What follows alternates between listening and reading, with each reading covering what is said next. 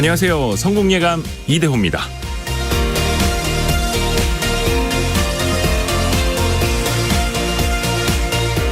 여러분 혹시 본인의 계좌가 몇 개나 되는지 기억하십니까?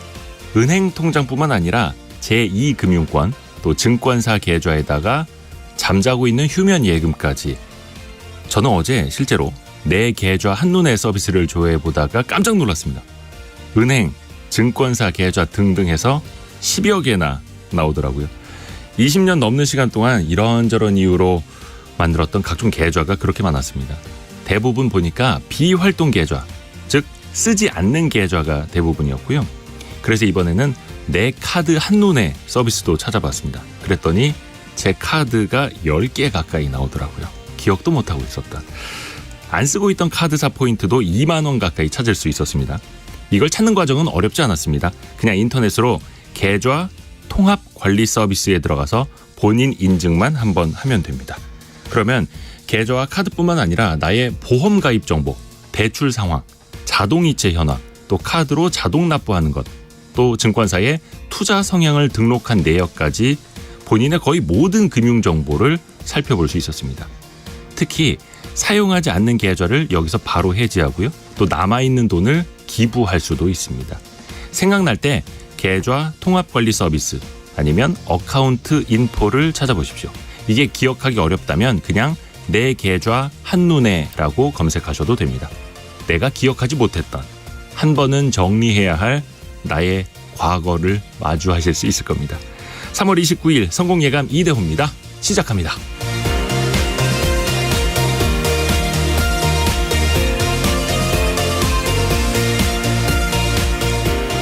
안녕하세요. Y스트릿 이대호 편집장입니다.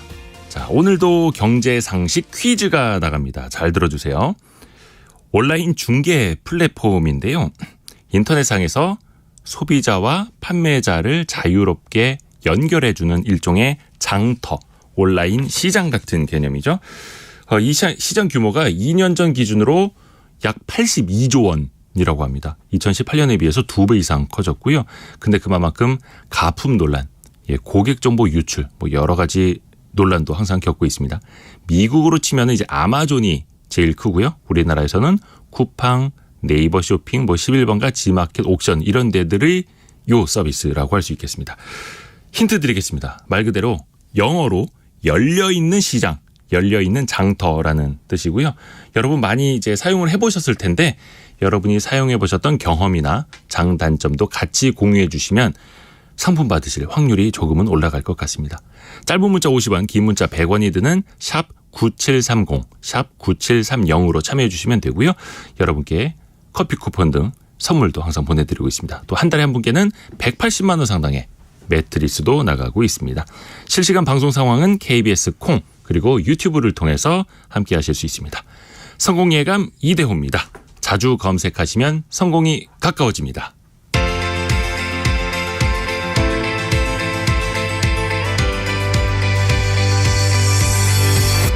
KBS 1라디오 성공예감 이대호입니다. 자, 오늘의 경제 뉴스 이어가겠습니다. 알고란의 고란 경제전문기자 그리고 김치형 경제전문기자 두 분입니다. 안녕하세요. 네, 안녕하세요. 자, 먼저 고란 기자 아이템부터 들어볼까요? 미국발 은행 위기가 한국에도 전염되는 느낌입니다. 불안감이 전염된다라는 건데요. 이 토스뱅크가 유동성 위기에 처했다라는 소문이 돌았었는데 선이자 예금이 부른 해프닝으로 결론이 나고 있는 분위기입니다. 새마을금고 역시요. PF 연체율이 9%다라는 보도가 나오면서 많이들 불안해하셨는데 0.71%고요. 고객 자산은 안전하게 관리 중이다라고 밝혔습니다. 또 하나는 KT 얘기인데요.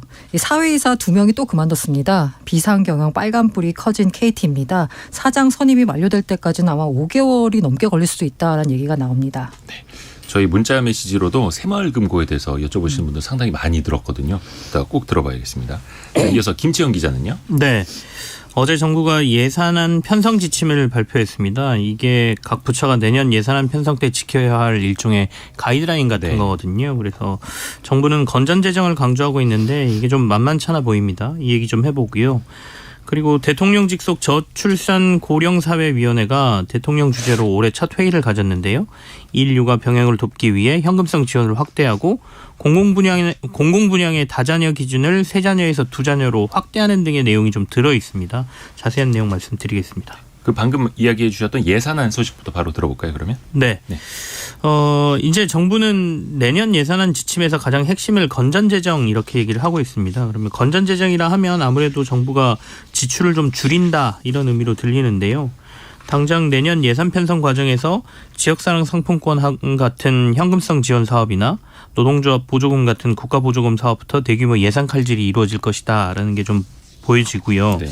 또한 법정 지출하고 국채이자 등 의무 지출이 아닌 정부가 통제 가능한 재량 지출을 10% 이상 줄이겠다라는 방침이 이 안에 들어 있습니다. 보통 이제 정부 예산에서 재량 지출이 100조에서 한 120조 원 정도 수준이거든요. 그렇다면 이걸 한 10% 줄인다라고 하면 10조에서 12조 원 정도를 정부가 예산에서 지출해서 줄인다라는 얘기이기 때문에 네네. 상당히 타이트하게 내년 예산을 가져가겠다 이렇게 보여지죠. 이게 사실 쉽지가 않을 텐데 사실 지출을 줄인다라는 것 자체가 어려운 일 아니겠습니까? 예. 그렇습니다. 왜냐하면 경기도 안 좋은 데다가 최근에 여기저기 정부가 세금을 좀 많이 깎아주고 있지 않습니까? 그렇죠. 그렇다 보니까 세수가 좀 준다는 얘기거든요.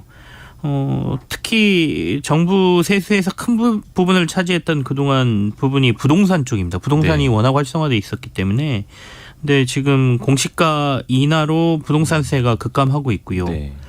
최근에 다들 들으셨겠지만 반도체 쪽 지원 사업, 세액공제 규모 확대하는 K칩스법 네. 이런 것까지 좀 더해지면서 한 연말까지 10조 원 정도의 세수 펑크가 좀 우려되는 상황이고요. 어제 국무회의에서 2023년도 조세지출 기본계획이 의결이 됐는데 이 안에 보면 2023년도 그러니까 올해 정부가 깎아주는 국세가 70조 원에 달할 것으로 보여요. 그러면 네. 역대 최대 기록을 보이게 되는데 네.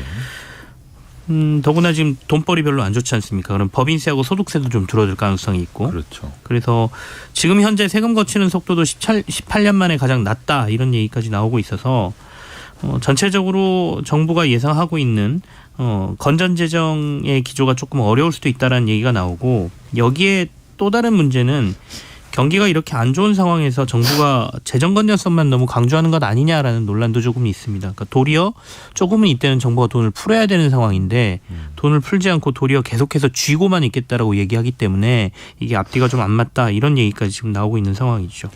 어떻게 보면 이제 방법의 차이일 수도 있을 것 같아요. 일단은 많이 이제 세금을 먼저 깎아주느냐 아니면 많이 걷고 많이 쓰느냐 네. 이 차이일 수도 있겠고.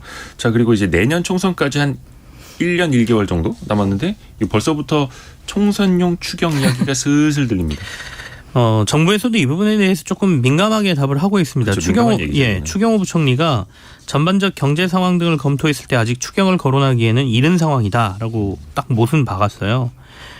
그리고 최상대 기재부 2차관도 어제 사전 브리핑에서 추경 편성 가능성에 대해서 논의하는 것 자체가 적절하지 않다라고 또 네. 일축을 했거든요. 근데 말씀하신 것처럼 내년 예산안 편성 과정에서 아무래도 총선을 앞두고 있기 때문에 지역 예산이나 삼심성 복지 예산 이런 게 늘어날 가능성이 꽤 높다라고 보고 있거든요. 그리고 야당 쪽에서는 계속해서 경기가 안 좋아지기 때문에 여러 가지 정부 지출을 늘리라 아까 제가 말씀드렸던 반대편 의견을 얘기하고 있기 때문에 결국에는 추경 얘기가 올해 안에 꺼내지지 않겠느냐라는 예상이 상당히 많습니다. 또 정부 지출 증가율을 일정 수준 이하로 제한하는 재정준칙이 국회에서 통과되더라도 시행 시기는 내년 1월 1일이거든요. 네. 그러니까 아마도 올 연말쯤 되면 추경 편성이 가능할 것이다. 이런 예상들이 있어서 정부가 생각하는 재정 건전성 이게 만만치 않다. 이런 얘기가 계속 나오고 있습니다. 물론 이거는 이제 경기 상황에 따라서 갈 수밖에 없겠죠. 자, 이제 고란 기자에게 마이크 넘겨볼게요. 최근에 이제 독일의 도이체방크까지 문제가 됐었는데 은행들 그러니까 도이체방크 사례도 이제 전문가들은 이제 해프닝이다라고 이야기하는 사람들도 있고 불안감이 불안을 불렀다 이런 말도 나오는데 우리나라에서도 비슷한 사례가 조금 생기고 있어요. 금융의 기본이 신뢰잖아요. 예. 이 믿음이라는 게 흔들리니까 멀쩡하던 곳도 약간 휘청휘청하게 되는 게 예. 사실 은행업이고 금융업이라고 할 수 있습니다. 이 토스뱅크가 24일 날 먼저 이자 받는 예금이라는 상품을 출시했어요. 이름처럼 예금자가 만기일까지 기다릴 필요 없이 가입과 동시에 이자 먼저 받을 수 있습니다. 최대 금액이 10억 원이에요. 그래서 만약에 10억 원을 6개월 동안 맡기면 세전이자 1,764만 원을 바로 출금할 수 있습니다. 네. 이 토스뱅크의 이 목적은 뭐냐면 야 이자 혜택 바로 체감 가능하다. 이자 먼저 받아서 재투자 활용할 수 있다라고 홍보를 했는데 이게 시기가 시기인 만큼 소비자 반응이 정반대였는데 은행이 위기인데 이런 상품을 내놓으니까 뭐라고 해석을 했냐면 소비자가 오죽 급했으면 선이자 주냐라면서 불안해하는 거죠. 그러면서 오히려 제 주변에서요. 토스에서 돈 뺐다라고 인증한 사람들이 굉장히 많더라고요. 이 불안 심리가 확산되니까 홍민택 대표가 직접 해명에 나섰습니다. 금융시장 불안이 확산돼서 생긴 일이지 우려할 부분 없다라고 말을 했어요. 근데 이제 말씀드린 대로 왜 하필 지금이냐라는 부분에 있어서 소위 말하는 이 토스뱅크가 약간 은행업 경력이 짧다 보니까 정무적 판단이 부족했나라는 생각도 드는데요. 이게 사실 작년 초부터 준비한 상품이라고 합니다. 네. 이 사실 토스 들어가 보시면 그 애플리케이션에 들어가 보면은요 다른 은행과 달리 상품이 없습니다. 그 예금 같은 경우에는요 단일 상품이에요. 무조건 2% 수시 입출금. 네. 그러다 보니까 이러면서 이제 수신을 한 20조 원 넘게 끌어모으긴 했는데 입출금에 제약이 없다 보니까 유동성 관리가 쉽지 않고요. 토스 입장에서는 이게 요금을 예금에 집중된 수신 구조를 정기예금으로 분산하고 싶은 필요가 있었는데 네. 이걸 이제 다른 은행에서 끌어오려고 하면 약간 좀 매력적인 상품을 내놔야 되다 보니까 똑같은 상품으로는 끌어올 수가 없으니까. 맞습니다. 그래서 선이자 예금은 출시 후 4일 동안 1,300억 원이 들어오긴 했고요. 네. 그리고 사실 은행 입장에서 보면은 비용 부담도 크지 않습니다. 그 선이자 예금은 이율 차이가 만기에 지급하는 것과 비교했을 때 0.062%포인트에 불과해요. 그러니까 이 정도를 토스가 일종의 마케팅 비용으로 쓴다라고 생각하면 그다지 위험하진 않은데 시기가 시기니만큼 이런 위기가 불거진 거죠. 그러니까 오얏나무 아래서 갓근을 맞습니다. 붙여맨 셈이기는 한데 근데 뭔가 이게 불안한 부분이 진짜 있는 건지 네. 좀 체크를 좀 해봐야죠. 그 말씀드린 대로 만약에 그냥 뭐 국민은행이나 신한은행 가서 만약 이런 게 나왔으면 걱정을 안 했을 텐데 네. 토스뱅크라서 문제가 된 부분이 있을 것 같아요. 자산을 봤더니 이 토스뱅크가 문제가 생겼던 실리콘밸리 뱅크처럼 유가증권에 대한 투자 비중이 굉장히 높습니다. 네. 보통 은행의 경우에는 대부분 자산이 다 대출이에요. 대출. 그렇죠. 그렇게 다 이루어져 있어요. 네. 그런데 토스뱅크 총자산이 지난해 9월 말 기준으로 27조 3천억 정도 되는데 유가증권 비중이 64%, 대출 자산이 25% 수준에 불과합니다. 사실 카카오뱅크나 K뱅크 같은 다른 인터넷 전문은행도 자산 절반 이상이 대출 자산이거든요. 그런데 토스만 유일하게 좀 대출 자산 비중이 좀 낮은 편이죠. 이러다 보니까 SVB 사태가 토스에서도 빚어지는 거 아니냐라는 우려가 이제 나온 거고요. 이에 대해서 토스뱅크는 역시 반박을 했는데 보유채권 100%가 국공채고요. SVB가 사실 그 장기국채 10년짜리 막 들고 있었잖아요. 네. 그런데 자기들은 1, 2년 내 만기가 도래하는 금리 변동성에 따른 손실 위험도도 낮고 아주 유동성이 높은 자산을 들고 있다. BIS 기준 위험 가중치가 0%다라고 하면서 안전함을 강조하고 있고요. 3월 현재 보유 유가증권 평가 손실 역시 683억 원으로 평가 손실 비중 역시 전체 채권 규모 대비해서 0.65%밖에 안 된다. 다른 은행과 비교했을 때 비슷하거나 오히려 더 낮다라고 합니다. 그래도 약간 뭔가 계속 불안해 막 이런 얘기가 나오니까 네. 어제는 공식 입장문을 발표했습니다. 그러면서 우리는 건전하다라고 재차 공지를 했습니다. 고유동성 자산을 1개월 순현금 유출로 나누는 유동성 커버리지 비율 뭐 이런 게 있는데 이게 833%다. 평균이 100%대인데 우리는 훨씬 높다. 이러면서 뭔가 은행의 유동성이 괜찮다라고 할 수 있는 지표를 잇따라 발표를 했습니다. 다만 이제 그 자기자본 비율 같은 경우에도요. 이게 21년 말 기준으로는 36.71%거든요. 네. 그런데 9월 말 기준으로 보니까 지난해 9월 말 기준으로 보니까 11.35%예요. 이게 정부가 당국이 정한 기준이 8% 이상은 웃돌긴 하거든요. 네.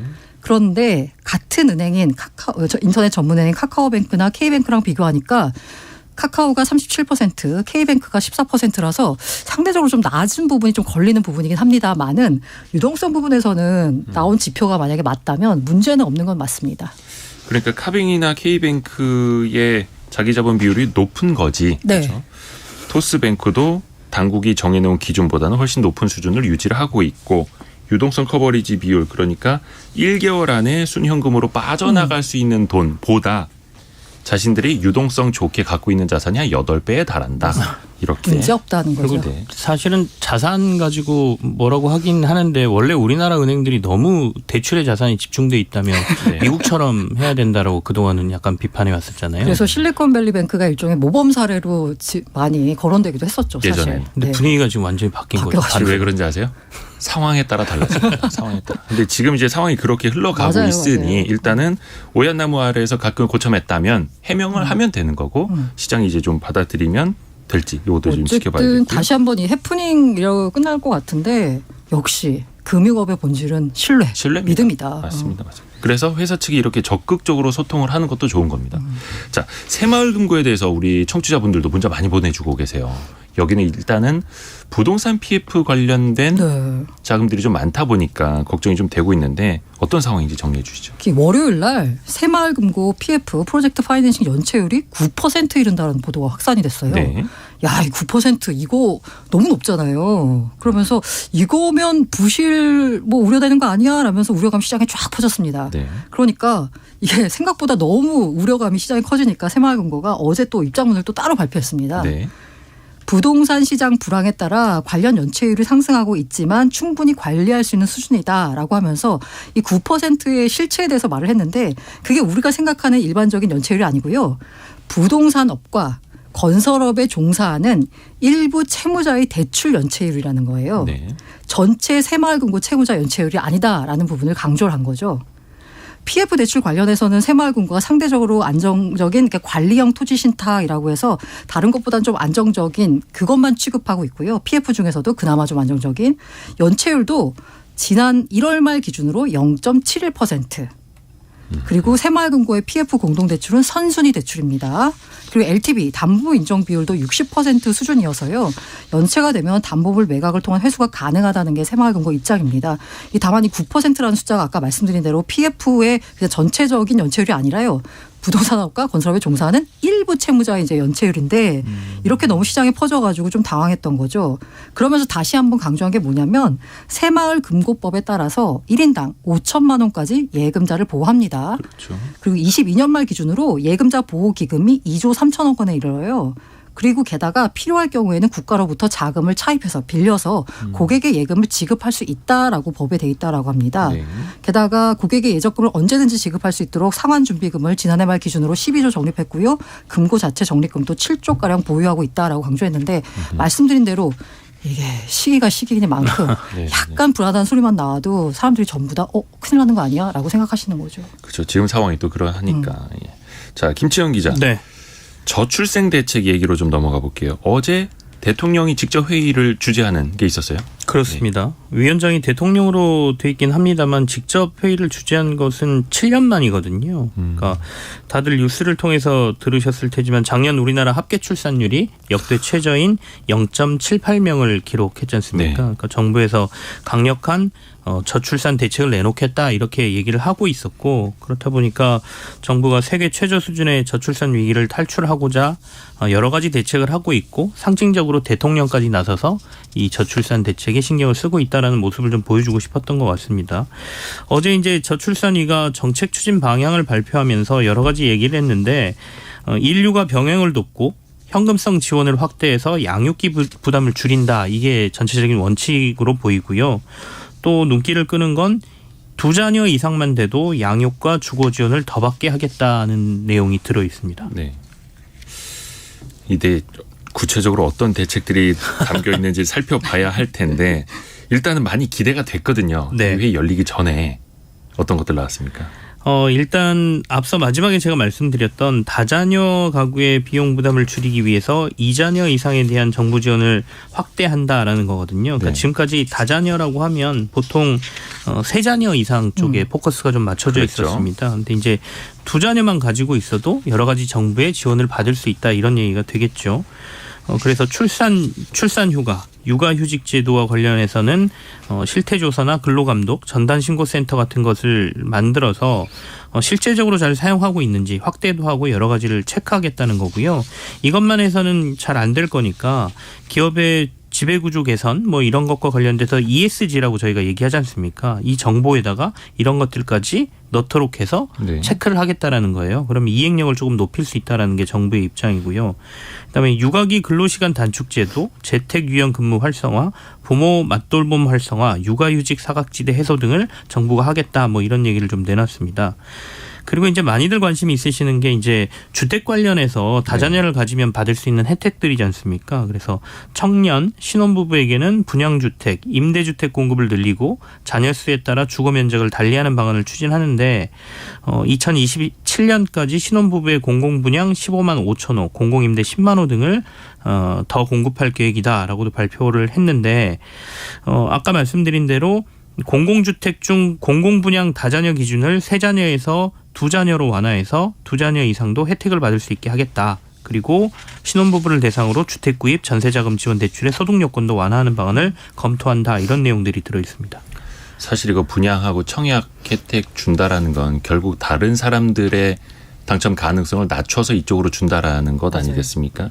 그 보니까 지금 숨이 차게 그 나열을 해주셨는데 역시나 나열식 백화점식이어서 들었는데 딱히 막 기억에 남고 그렇죠. 임팩트가 있는 게 안 들렸습니다. 솔직히 말하면. 다자녀 특공을 2자녀로 확대한다는 거는 조금 임팩트가 있는데 말씀드린 대로 이미 있는 특공 물량을 가지고 지금 3자녀 그렇죠. 이상과 싸우는 거잖아요. 기존의 특공 물량도 별로 없었고 사실은. 기존 없었나요? 3자녀 가구끼리만 경쟁을 해도 그 굉장히 좀 희박했거든요. 아 그래요? 예. 근데 거기서 2자녀까지 끼어드니까. 김치영 기자도 애가 셋이고. 그렇죠. 저도 이대호 편집장도 셋이고. 저는 둘이라서 완전 환영인데 네. 네, 지금 상대적으로 두 분은 여기 있는 3명이서 애가 8입니다. 지금. 저희 국가 경제에 엄청 기여하고 있습니다. 지금. 애국자 위주로 방송을 하고 있는 KBS 성공예감이고요. 그러니까 말씀하신 것처럼 효과에 대해서 그러니까 약간 의문부를 보내시는 분들이 상당히 많습니다. 물론 이제 뭐 지원금을 확대하고 대상을 확대하는 부분은 눈에 들어오는 것도 있긴 하지만 이게 과연 그러면 진짜로 출산율을 높일 수 있을 것이냐에 대한 부분이겠죠. 그렇죠. 그래서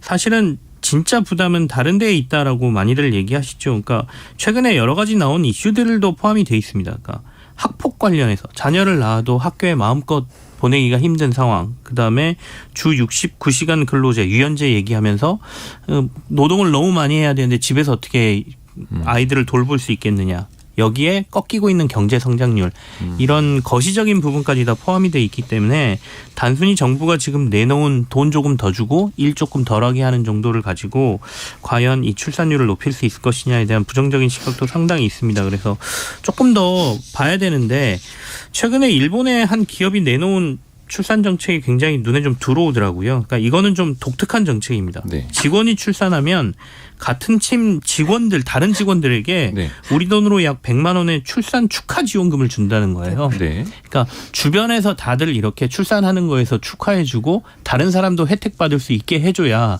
잠시만요. 그러니까 본인한테 주는 게 아니에요. 출산한 직원한테 주는 게 아니라 네. 그 팀원들에게 각각 100만 원씩. 네. 회사에서 주는 겁니다. 그러니까 굉장히 독특한 거죠. 그러니까 이 정도의 굉장히 뭐 혁신적인 아이디어나 아니면 새로운 정책이 나오지 않는 이상 뭐 출산율을 높이기에는 좀 힘들다 이런 얘기도 있습니다. 그러니까 저도 약간 애 셋 키우는 아빠 입장에서 봤을 때 감동이 있는 대책이 나와야 된다. 진짜 울림이 있고 딱 하나 기억에 남는 임팩트 있는 대책이 나와야 된다라는 말을 많이 하고 돌아다니는데 아직은 조금 현재까지는 안타깝습니다. 현재까지. 네. 뭐 계속 대책이 나오겠죠. 네. 자, 고란 기자. KT가 요즘에 급박하게 돌아가고 네, 있습니다. 맞습니다. 제가 예전에 KT 출입할 때 그런 얘기를 했어요. KT 이제 정권이 바뀌어서 사장 자리에 응모를 하면 남대문까지 줄 선다고 KT부터 그 정도로 KT 사장 자리가 좋은 자리라고 소문이 났는지 KT 사장 자리를 놓고 경쟁이 치열합니다. 정기주주총회를 사흘 앞둔 상황인데요. 금요일 날 하니까 어제 비상경영 체제로 전환이 됐어요. 어제 이른바 문재인 정부 인사로 분류되던 2명의 사회이사가 자진 사임 의사를 밝혔고요. 이러면서 지금 사회이사 6명이 있는데 다 질서 있는 퇴진에 나서면서 이사회가 운영이 안 되는 겁니다. 사실 이게 언제부터 불거졌냐면 지난해 구현모 대표이사가 연임을 했어요. 하려고 하는데 대지주 국민연금이 반대했습니다. 그래서 대표이사 재공모를 했습니다. 그러니까 윤경림 내정자 이분도 역시 KT 출신입니다. 로 선정이 됐어요. 네. 그런데 이분이 갑자기 내정 20일 만에 공식 사퇴를 발표했습니다. 네. 아마 KT 이사회가 내부 인사를 지속적으로 차기 대표이사에 선정하니까 정부 여당의 압박에 검찰 수사까지 이어지면서 부담을 느껴서 아마 사퇴한 거 아니냐라고 이제 해석을 하고 있습니다. 그래서 결국 이제 향후 KT는 대표이사 직무 대행 그리고 주요 경영진으로 구성된 비상경영위원회를 신설해서 집단 의결 방식으로 논의하겠다라고 하면서요. 뉴 거버넌스 구축 TF를 마련했습니다. 아이고 모르겠습니다. 그러니까 전임자는 연임하려다가 나가게 됐고 새로운 사람을 뽑았는데 이 사람도 워딩 자체로는 자진 사퇴입니다. 네, 자진입니다. 자진. 네. 자 그래서 이제 주주분들 입장에서는 KT 주가가 원체 많이 떨어져가지고 네. 기업 가치를 지금 훼손시키는 게 국민연금 아니냐 이런 토로도 많이 나오고 있거든요. 일단 지금 KT는 당장 어떻게 일단 사회이사 및 대표이사 선임 절차 완료까지는 최소 5개월 보고 있고요. 그런데 이게 사실 누가 돼도 논란 피하기가 어려워요. 만약에 정부 여당이 지금 정치권 압박이 거셌던 상황에서 정치권과 조금이라도 인연이 인사를 선임하면 권력에 굴복한 것으로 비추는 거고요. 만약 이렇게 되면 이제 기업 가치에도 부정적이고요. 그렇죠. 만약에 정부 여당과 인연이 없는 인사를 선임하면 또 여권주도 압박이 또 이어질 수도 있는 거거든요. 그러니까 내부 인사도 어렵고 그렇다고 낙하산 인사를 하기도 어려운 상황입니다. 이러면서 KT 이사회에 대한 논란이 나오고 있습니다. 이사회가 결과적으로는 이제 책임을 져야 되는 거고 KT 카르텔이라는 이제 비판을 받고 있는 상황이거든요. 근본적으로 KT의 그 경영 구조를 고치지 않는 이상은 앞으로 이런 논란은 정권이 바뀔 때마다 계속될 것 같습니다. 그러게 말입니다. 그러게 말입니다. 사실 우리가 뭐 한두 번 봐왔던 사례도 아니에요. 예. 5년에 한 번씩 이런 일이 생기고 있습니다. 자, 알고란 고란 경제 전문 기자 그리고 김치형 경제 전문 기자 함께했습니다. 고맙습니다. 네, 감사합니다.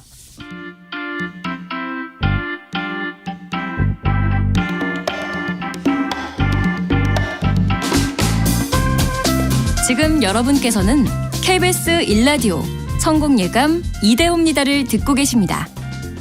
참여해주신 여러분께는 추첨을 통해 판촉물 전문 그룹 기프코에서 텀블러 세트를, 아름다운 식탁 창조 주비푸드에서 자연에서 갈아 만든 생와사비를, 쉽고 빠른 판촉물 제작 시너지 기프트에서 LED 튜브 스탠드를, 80년 전통 미국 프리미엄 브랜드 레스토닉 침대에서 아르망디 매트리스를, 그리고 성공예감에서 정성스럽게 준비한 커피 쿠폰을 보내드립니다. 당첨자는 성공예감 이대호입니다 홈페이지에서 확인하세요.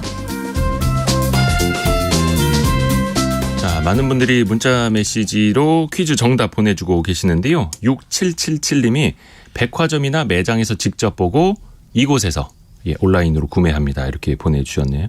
그리고 김태호님이 2년 전에 이곳에서 명품 신발 2켤레를 직구했는데 처음 신는 날 양말에 이염되는 가품이었습니다. 라고 해주셨고요.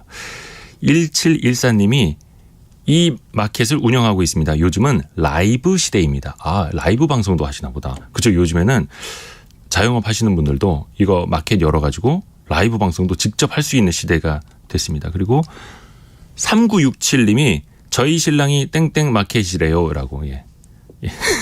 신랑분이 정확히 알고 계십니다. 축하드립니다.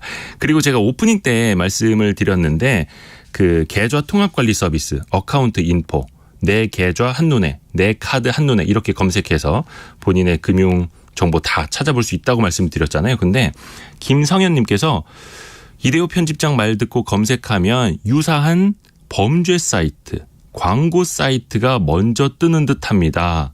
라고 지적해 주셨어요. 아, 이거 진짜로 그 네이버 다음 카카오 같은 이제 포털 사이트 업체들에게 좀 부탁 좀 드리겠습니다. 이렇게 공신력 있는 사이트 검색어로 치고 들어가면은 광고 사이트들부터 뜨다 보니까 정말 제대로 된 정보를 찾아보기가 더 어려운 시대가 돼가고 있습니다. 이거는 진짜로 우리 포털 사이트 분들 듣고 계시면 좀 이제는 읍소를 해야 됩니다. 읍소를. 네. 자, 계속해서 짧은 문자 50원, 긴 문자 100원이 드는 샵 9730 KBS 콩으로 여러분의 퀴즈 정답 그리고 실시간 의견도 많이 보내주세요. 오늘의 움직임에 주목하고 세상의 흐름을 놓치지 않습니다. 여러분의 내일을 응원하며 성공의 열쇠를 함께 찾아갑니다. 성공예감 이대호입니다. 전기차와 배터리 시장 관련된 각국의 정책들이 속속 나오고 있습니다. 정말 너무 많이 나와서 어지러울 정도인데요.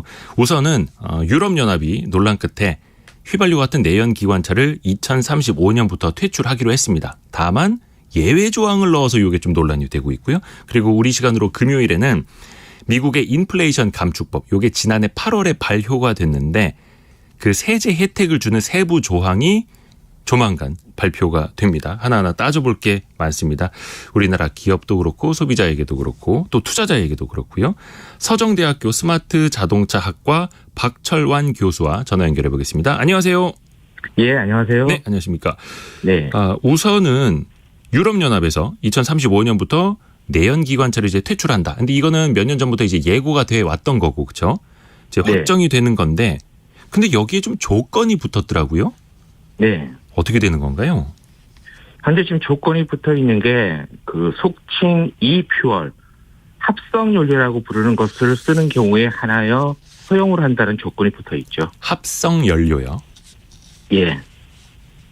어려운데요. 합성 연료가 어떤 것인가 하면은 이거를 일반적으로 탄소 중립 연료라고도 부르는 것인데 네. 이미 발생한 CO2를 캡처해서 그린 수소와 반응을 시켜서 만든 합성 석유화학 제품이라고 보시면 됩니다. 그러니까 이산화탄소가 만들어진 걸 가지고 수소, 그린 수소랑 결합을 시켜서 연료로 쓰는 거다. 그렇죠? 네, 이미 한번 발생한 걸 가지고 우리가 새롭게 연료로 만드는 거죠. 근데 이거 가지고 비판이 좀 많이 나오고 있더라고. 이게 진짜 친환경이 아니라 이거는 꼼수다, 가짜 친환경이다 이런 비판이 나오던데 교수님 생각은 어떠세요? 우리가 지금 전 지구적인 생존을 생각을 했을 때 친환경이라는 것을 최우선위로 올릴 수는 없고요. 어떻게 보면은 이 이퓨얼이라는 것은 순환 경제라는 측면에서 그리고 카본 캡처라든지 그다음에 그린 수소와 결합을 시켰을 때 네. 아주 중요한 것이기 때문에 그러한 그 비난은 그 일부에 불과하다고 좀 보고 있습니다. 그래요. 요거 합성 연료까지도 어떻게 보면 좀 예외 조항을 넣어둬도 괜찮다라는 입장이신가요? 네, 이퓨얼은 아주 중요한 항목입니다. 아, 그래요. 네. 일단은 다른 나라들은 유럽연합에서도 좀 반발이 있었던 걸로 알고 있고 독일이 이걸 많이 주장을 했다 하더라고요. 그래서 일각에서는 독일의 뭐 포르쉐나 아우디 같은 자동차 메이커들이 합성 연료 바탕으로 한 자동차를 이제 개발하고 있어가지고 그런 것 아니냐 이런 지적들이 있던데요. 이건 좀 어떻게 봐야 될까요? 예, 그 부분에 대해서는 지금 그 합성 연료라는 게 아직까지 상용화가 되지 않았고 네. 지금 개발 중에 있는 상태거든요. 네네네. 그리고 이 합성 연료가 그 개발이 됐을 때는 자동차에 먼저 적용이 되는 게 아니라 그 전기화가 되지 못하는 분야가 있어요. 뭐 항공이라든지 선박 쪽에서 전기화가 되지 않는 부분에 먼저 쓰일 거고 아하. 그 기술이 대중화가 됐을 때 내려오는 게 자동차 쪽입니다. 그러니까 비행기를 이제 전기 비행기 하기는 좀 힘드니까 거기서부터 네. 합성 연료를 먼저 쓰고 그 가격이 네. 낮아지면 자동차까지 쓸 수 있다. 그러니 2035년까지 가는 법안에 이걸 미리 네. 금지해 놓을 필요는 없다. 이런 취지인가요? 그렇죠. 제트 엔진 같은 것을 전기화로 대체하기는 어려우니까요. 아하, 그렇군요. 예. 이게 뭐 일각에서는 좀 음모론, 막 그래서 이제 뭐 너무 독일이 힘이 세서 아니면 이제 계속 네. 비토권을 내려고 해서 어쩔 수 없이 다른 그 유로존 국가들이 끌려간 것 아니냐 이렇게 보기도 하던데. 음모론이 음모론이죠. 그런가요? 자, 그러면 전기차 업체들이 2035년 내연기관차 전면 판매 중지를 예상하고 있다가 그러면 네. 합성 연료는 예외 이런 정책들이 나오면 친환경차 판매 목표나 생산 목표 세워놨던 게 혹시나 어떻게 좀 달라질 여지는 있겠습니까? 보통 친환경차를 이야기할 때 자꾸 배터리 전기차나 연료전지 전기차만을 말씀을 많이 하시거든요. 네. 제가 보기에는 2035년까지 퇴출이 되는 내연기관차는 순수 내연기관차에 하나는 게 맞다고 보고 있고요. 내연기관에 기반을 한 친환경차도 있습니다. 예를 들어서 풀 하이브리드라든지 네. 플러그인 하이브리드 같은 경우는 그 차종들만으로도 충분히 친환경적이기 때문에 화석 연료를 쓰는 차량들이 완전히 사라진다는 건 힘들다고 보시면 됩니다. 그러니까 친환경차를 너무 전기차나 수소차에만 국한할 필요는 없다. 그렇죠. 휘발유차, 경유차만 퇴출하는 것만으로도 의미가 있는 거다라는 말씀이시네요. 예, 순수 내연기관차의 퇴출은 이루어져야 된다고 생각을 하고 있고요. 어허. 말씀하신 것처럼 경유차도 어쩔 수 없이 퇴출되는 수순으로 가고 있는 상태에서 그 내연기관 기반의 차량들을 전동화시키고 있는 풀 하이브리드나 플러그인 하이브리드도 충분히 친환경성을 확보할 수 있습니다. 근데 이제 유로존에서 이렇게 예외 조항을 두다 보니까 그동안에 네. 전기차만 열심히 개발하고 있었던 자동차 업체들은 불만의 목소리를 내더라고요. 네. 요건 좀 어떻게 봐야 되겠습니까? 뭐 잠깐 앞서 질문하신 걸 다시 좀 추가 답변을 네. 드리면서 말씀을 드리자면은 그 미국과 유럽의 그 국가 구조와 대륙의 구조를 보시면요. 예. 유럽 같은 경우는 전기차의 보급률이라는 게 북유럽과 남유럽이 극명한 차이를 보이고 있어요. 예. 국가마다 편차가 크기 때문에 북유럽은 전기차의 보급이 높고 남유럽은 낮거든요. 네. 그래서 어떻게 보면 이번에 나온 결론 자체가 당연한 수순이라 보시면 되고요. 네. 그럼 이런 상황에서 자동차 기업들이 어떻게 생각을 하고 있느냐. 애초에 배터리 전기차로 출발한 기업들은 당황할 수 있겠지만 네. 보통 레거시 업체라고 부르는 자동차 업체들 입장에서는 풀 하이브리드나 플러그인 하이브리드도 포기를 할 수 없는 상황이었고 네. 오히려 배터리 전기차나 연료전 전기차로 급격한 전환에 상당히 부담을 갖고 있었기 때문에 오히려 속도를 조절한다는 면에서는 더 낫다고 봅니다. 아하, 네. 자, 그럼 이제 우리나라 자동차 업체들은 또 어떻게 이제 대응을 해야 될지 좀 살펴봐야 될 텐데 앞서서 네. 그 합성 연료 이 부분에 네. 대해서 예외 조항이 인정됐다라고 말씀드렸고 우리나라 뭐 현대 기아차를 비롯한 우리나라 완성차 메이커들은 요걸 어떻게 준비를 좀 하고 있나요? 합성 연료로 가는 차량. 합성유는 지금 네. 정부 정책상에서 합성유에 대한 어떤 TF가 만들어져서 지금 돌아가고 있고요. 네. 그리고 이것이 상업화가 되는 데는 한참 시간이 걸립니다. 그리고 앞서 말씀드린 것처럼 자동차까지 적용이 될 정도면은 이 합성유 산업의 끝이거든요. 네. 그러니 뭐 지금부터 천천히 준비해도 늦지 않습니다. 그렇군요.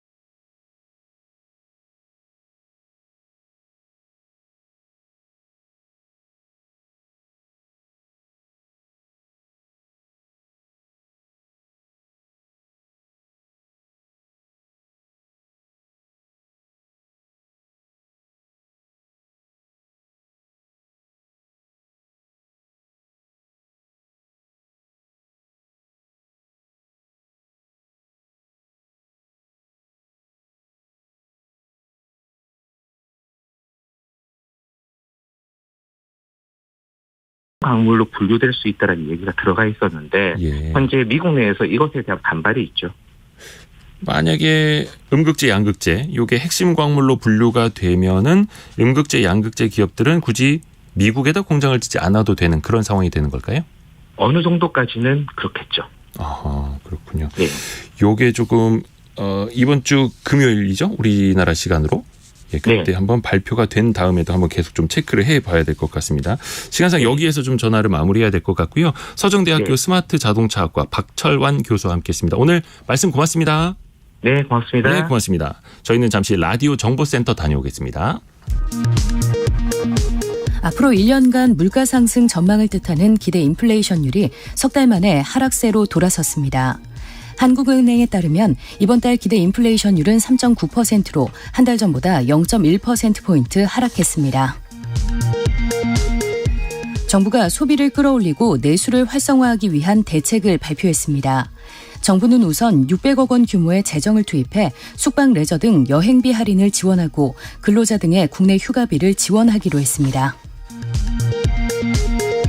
국토교통부는 내수 활성화 대책의 일환으로 KTX를 이용하는 다자녀 등록 가족에게는 어른 운임 할인폭을 기존 30%에서 50%로 확대하고 임산부로 등록된 회원의 운임도 50% 할인해 주기로 했습니다. 오늘 0시 기준 코로나19 신규 확진자는 13,134명, 위중증 환자는 150명, 신규 사망자는 14명으로 집계됐습니다. 지금까지 라디오 정보센터 조진주였습니다. 자, 우리 트렌드를 살펴보는 트렌드 팔로우 시간이죠. 기업들의 상반기 공개 채용이 속속 이제 시작이 되고 진행이 되고 있는데요. 과연 MZ 세대들은 취업 준비를 어떻게 하고 있는지, 그리고 우리 기업들은 좋은 인재 찾으려면 어떻게 해야 되는지 흐름을 좀 살펴보겠습니다. 대학 내일 20대 연구소 정은우 센터장입니다. 안녕하세요. 안녕하세요. 안녕하세요.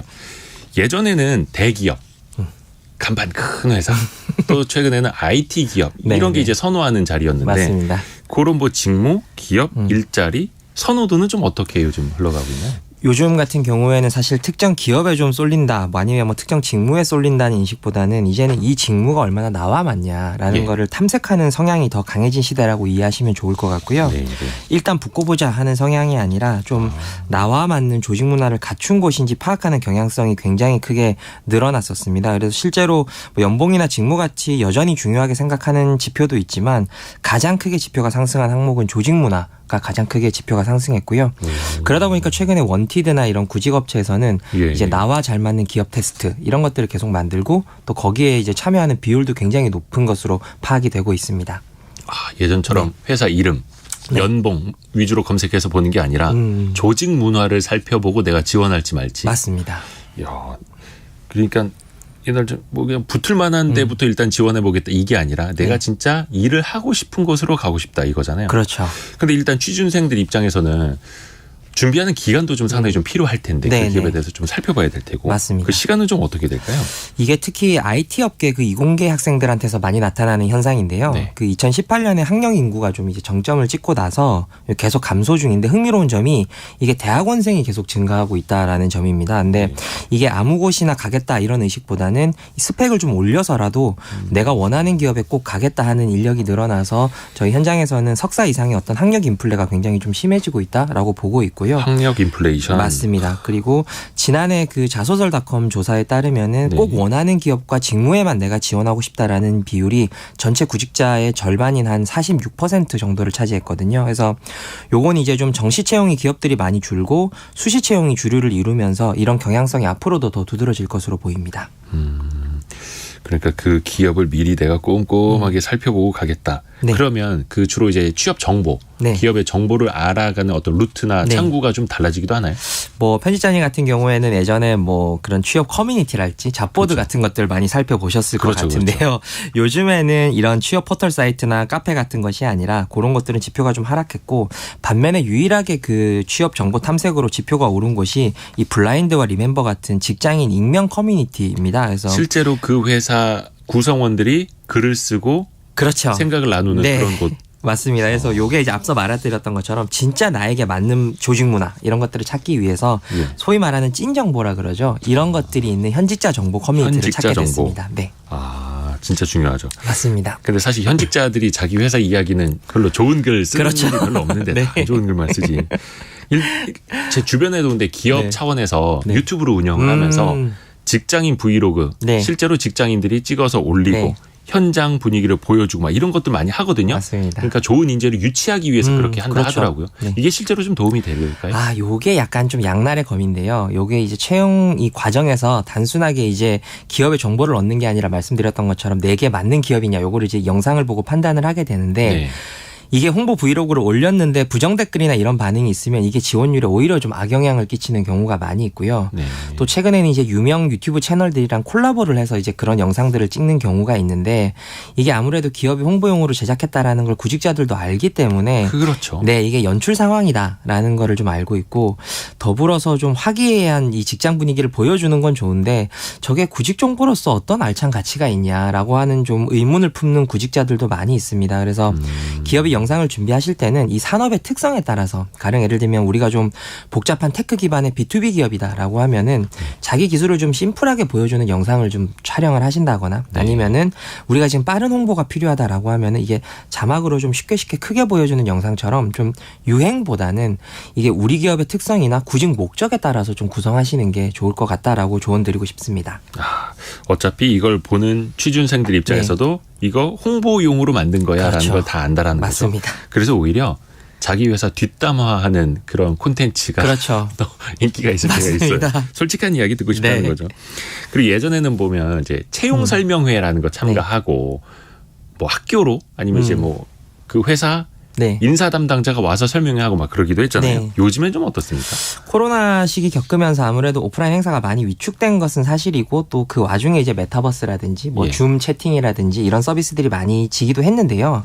흥미로운 점은 이 채용 브랜드 에이전시인 NHR이라는 곳에서 낸 보고서를 따르면 그 행사 참여 만족도가 이 온라인보다는 오프라인에서 훨씬 높게 나타났는데 그 이유를 저희가 좀 들어보면은 이 아무래도 온라인에서는 인사 담당자들이 진짜 내밀한 정보, 그냥 오프 더 레코드의 정보를 해주지 않을 것 같다라고 하는 약간 편견이 좀 있더라고요. 그래서 네. 이런 것들이 오프라인 만족도에 좀 영향을 끼쳤던 것 같고 그렇다고 해서 무조건 이제 오프 모임이 최고다 이런 것들은 아니고 온라인 경험 중에서도 1대1 맞춤 정보를 제공하는 어떤 줌 채팅 서비스라든지 이런 것들은 만족도가 굉장히 높게 나타나서 저희가 지금까지 이제 일관되게 말씀하시는 이 나를 위한 좀 맞춤 정보 이런 것들로 느껴지면 온라인의 만족도도 굉장히 높게 나타나는 것으로 관측됐습니다. 그러니까 이제는 기업들도 취준생들, 구직자들의 마음에 들어야 하는 그죠 잘 준비해야 하는 네. 시대가 된 거고 이제 채용 공고를 낼 때도 기업들 입장에서는 참 고민이 많을 거예요. 인사 네. 담당자들 입장에서는 이 MZ 세대들, MZ 구직자들을 사로잡으려면 채용 공고를 쓰는 어떤 문법도 달라져야 되는 겁니까? 맞습니다. 그 최근에 이제 지원자들한테 좀 뜨거운 반응을 얻고 있는 케이스를 보면 뭐 네. 기업 자체가 아까 앞서 말씀하셨던 것처럼 매력도가 높아서 대기업이라서 하는 경우도 있지만 그렇겠죠. 그 대기업들이 상당히 노력도 많이 한다라는 걸 좀 알 수가 있는데요. 네. 앞서 설명드렸던 그 NHR 보고서에 따르면 현대차는 아예 모든 직무별로 그 소위 말하는 직무 설명서라 그러죠. 그 JD북을 만들어서 배포를 해서 그 구직자와 기업들 간의 정보 불충분을 해소하고 그리고 LG그룹 역시도 이 세부 분야별로 이 상세 소개하는 마이크로 페이지를 만들 정도였거든요. 이게 어떤 형태로 좀 호이미지를 만들고 있냐면 이 채용이라는 영역 자체가 구직자와 기업 간의 정보 불균형이 굉장히 심한 영역입니다. 그렇죠. 기업은 구직자의 뭐 학력이나 학점, 포트폴리오 모든 것들을 알고 있는데 사실 기업은 그만큼 구직자들에게 정보를 알려주지 않거든요. 근데 이게 대기업부터 바뀌고 있다라는 거를 보면서 이런 정보 불균형 해소 노력을 하면서 좀 지원자들의 호감을 잘 얻고 있다라는 거를 참고하실 필요가 있고 또 최근에 스타트업 같은 경우에는 이 불필요한 전형 시간을 줄여서 좀 구직자의 시간을 좀 절약해 준다라고 하는 네. 메시지를 전하는데 가령 예를 들면 뭐 당근마켓 같은 경우에는 24시간 내 서류 검토 서비스 혹은 요기요 같은 경우에는 원데이 익스프레스 면접 같은 게 대표적이고요.